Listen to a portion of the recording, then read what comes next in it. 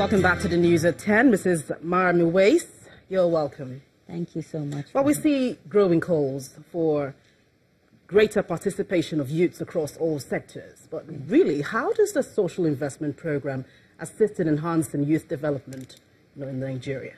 Oh, in very many dimensions. We've been able to engage at least 500,000 directly graduates, and they're all over the place. And they're serving us not only in the agriculture, health, and teaching sectors, they're also supporting us on other issues that come up, because they have devices with them, and they're able to do enumeration for us, they're able to give us information from the field. We have monitors out there, civil society, we have monitors from NPower giving us feedback.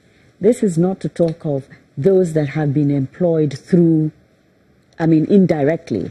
We have a number of, the huge number of non-graduates also, 20,000 of them across 26 states doing audit. Going through audited skill centers, and they're working in the building industries, the automotive industries. We're about to go into the tourism industry, trying to train them. We give them toolboxes and we pay them a stipend every month for them to learn for 3 months as interns, and then they're as trainees, and then they're interned through relationships that we've built with Corbon, the Council for Registered Builders, and also the NDIC, the National Automotive Development Council. So really, what is the actual?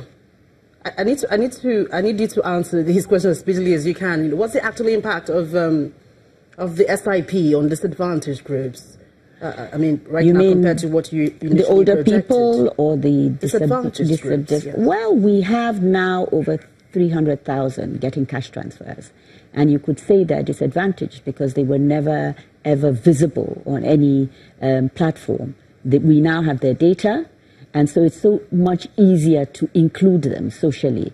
We have 90,000 cooks out there that are buying produce directly from farmers, feeding children. So there's that impact also. And then we're talking about the empire. And then let's not talk about what is happening with the trader money, people that have never had access to any kinds of finance. So now we have over 500,000 now out in the field that have collected money and are doing business, growing their businesses. Well, that's quite impressive, but is this program really sustainable? Well, we've been working on a roadmap for our programs to ensure that it's institutionalized. So we need an agency that actually is inclusive in terms of the fact that it also has the state presence and local government presence.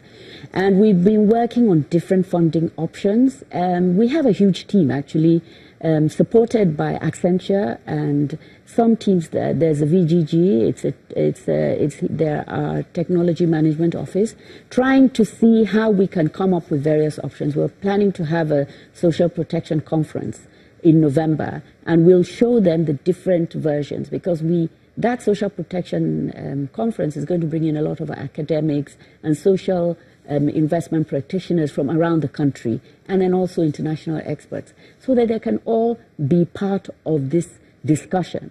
And we ensure that we come up with something robust so that FEC can look at it and see if the National Assembly will also ensure that there is sustainability for the work that has begun. It's very important because of the data that we have. Well, we must thank you very much indeed, Mrs. Mara Muwais. We've been speaking with Mrs. Mara Muwais, Special Advisor to the President on Social Investment Program.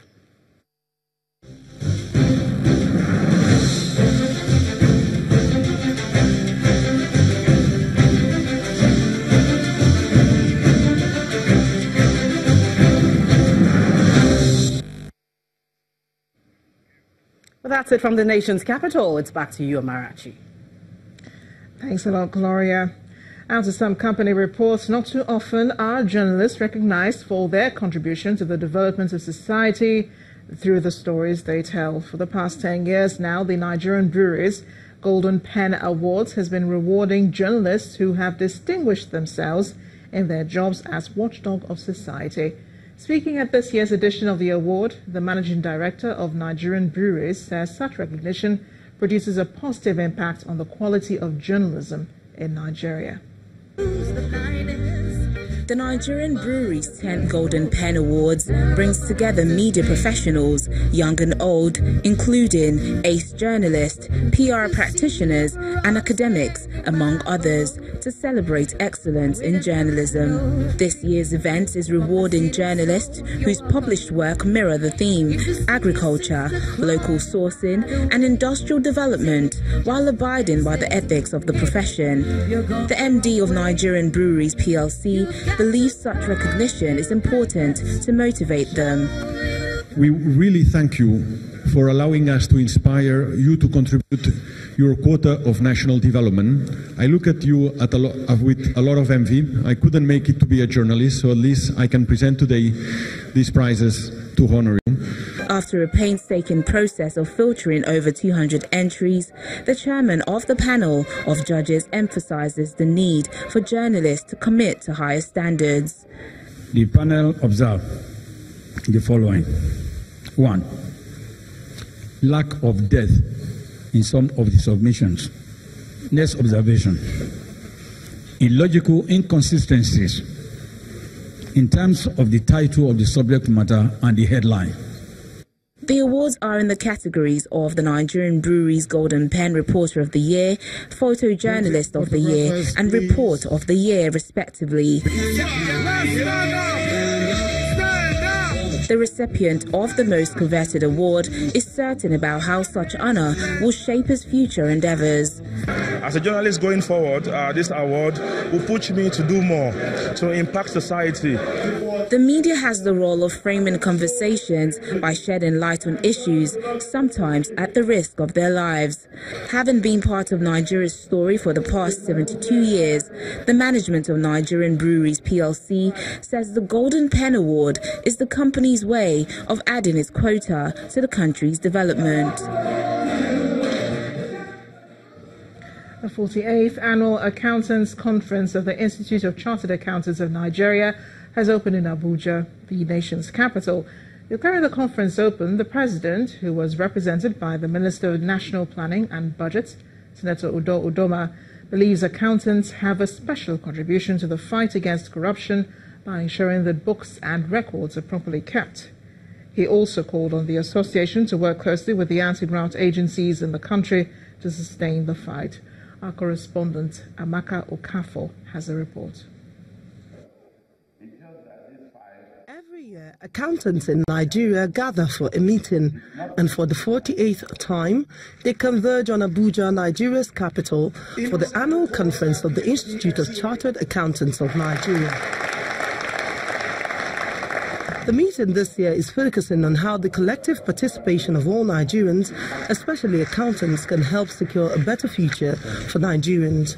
Building a resilient, inclusive and sustainable economic future will be a mirage in a system where the collective resources of the country are in the hands of a few. How to achieve these goals forms the thrust of this conference, during which experts from various fields have been invited to exchange ideas and share experiences with participants. At the end, the accountancy profession, the economy, and Nigeria will hopefully be better for it. For the Nigerian president, who was represented by the Minister of National Planning and Budget, accountants have a huge role to play in the fight against corruption and insecurity. Working closely with statutory agencies responsible for fighting corruption, ICANN and ICANN members will no doubt be in a good position to assist government in its efforts at fighting this national malaise. His position is shared by the president of the International Federation of Accountants and keynote speaker of the conference, Ms. Rachel Gimes. All levels of the economy, it's very important to have accountants involved right across the board, because it's proven that there's more accountants you have, the less corruption there is. So it doesn't matter if it's local government, state government, national government, or what level of business or councils, that we should have accountants, because ethics is such an important part of what we do. It is hoped that the 5-day conference will enable accountants take their place in shaping the future economy of Nigeria. Amaka Okafor, Channels Television News. The Nigeria Depositors Insurance Corporation says it has realized a total of 21 billion naira from the sale of assets of closed banks since the 31st December 2017. The corporation also explains that cumulative recoveries from debtors of failed banks stood at 28 billion naira as of the same period. Speaking on the side of the event organized by the NDIC at the Abuja International Trade Fair, the Director of Enterprise and Risk Management, Mr. Pt.3, explains that its effort is targeted at protecting the nation's depositors. On a yearly basis, the Nigerian Deposit Insurance Corporation takes advantage of occasions of trade fairs across the country to sensitize Nigerians on its efforts to ensure that depositors of all commercial banks as well as institutions are protected. This is beside its financial inclusion drive. This passion is also exhibited by officials of the Nigerian Deposit Insurance Corporation at the ongoing Abuja Trade Fair. The corporation continued to make strenuous efforts in its debt recovery drive, even in the face of all odds. Total recoveries from debtors of failed banks by the NDIC in 2007 amounted to 368.43 million naira, which brought cumulative recovery from debtors to 28.84 billion. Similarly, the sum of 207.45 million was realized from the disposal of fixed assets of closed banks. The theme for the Abuja International Trade Fair is enhancing small and medium entrepreneurs in agribusiness through innovative technology. An official of the Abuja Chamber of Commerce speaks on the role the NDIC could play to realize this vision. The 13th International Trade Fair seeks to, among other things, promote accelerated development of commerce and industry, promote the vitalization and diversification of the Nigerian economy by promoting the nation's non-oil exports, especially the agro-business. Direct attention to the role of private sector in the Nigerian economy. While appealing to Nigerians to report fraudulent activities by banks, officials of the NDIC promised to live up to the organization's mandate of sanctioning defaulters and protecting depositors at all times. It's time to talk more business news now. Here's Anne Wawodo.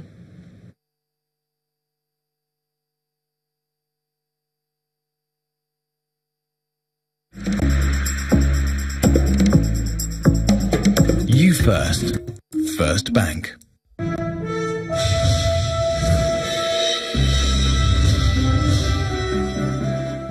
Thanks a lot, Amarachi. I will begin business news tonight with the latest data coming from the Central Bank of Nigeria showing the country's manufacturing purchasing managers index for the month of September at 56.2 index points. This figure indicates an 18th consecutive month of expansion, but the index grew at a slower rate when compared to the month of August, with 10 out of 14 subsectors reporting growth. The composite PMI for the non-manufacturing sector currently stands at 56.5 points, indicating the 17th consecutive month of expansion, but at a slower rate when you compare to the month of August, while 15 out of 17 subsectors recorded growth. A survey by FBN Quest shows that the country's manufacturing PMI eased to 54.8 to 53.7 last month, with improvements from the two sub-indices, while all sub-indices ended in positive territory. Telecoms giant MTN Nigeria says it is seeking other options of floating its shares as it may no longer seek to raise capital through an initial public offering on the Nigerian Stock Exchange. This was made known by the company's chief financial officer, Ralph Muputa, in an interview with Bloomberg in South Africa. According to him, the new share unbundling idea is a work in progress, while the decision is yet to be finalized. He explains that the telco's decision to reconsider listing in the Nigerian capital market is a direct fallout of its lingering disputes with the Nigerian authorities over alleged illegal fund repatriation, which wiped out more than a third of the company's market value over 3 weeks. Let's find out how the Nigerian stock market fared today. It's a negative start for the new month and the last quarter of this year at the domestic stock market. Investors sold up some major large cap equities. Teniola Shibawale has the summary of today's figures.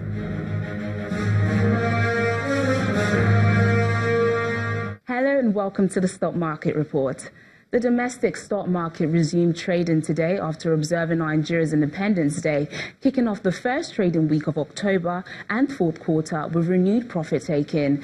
Despite mixed performance by components of the 5 key sub-indexes, sell pressure by investors resulted to a 20 billion naira drop in the equities capitalization, as well as a 17 basis point decline in the market's main index. Price load shed were recorded by 17 equities led by First Aluminium, AG Leventis and UAC Properties, while Fort Oil and Fidelity Bank and Livestock Feeds are top on the ladder of 15 gainers.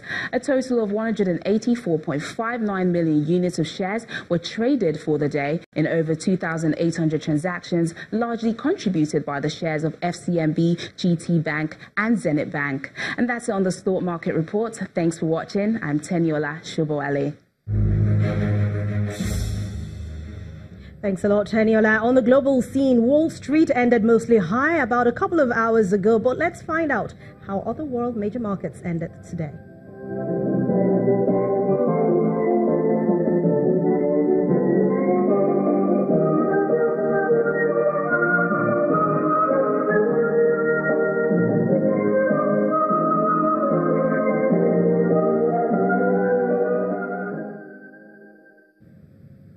Thanks a lot for watching Business News Tonight. I'm Anne Waudu. It's back to you, Amarachi.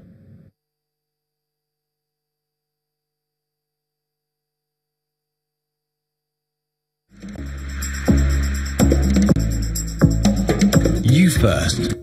First Bank. Thanks a lot, Anne. Still ahead on the news at 10, Nigeria's AIMBA set to confront Raja Casablanca of Morocco and first leg of CAF Confederation Cup semi-finals in Aba tomorrow. That's in sports news. Please stay with us.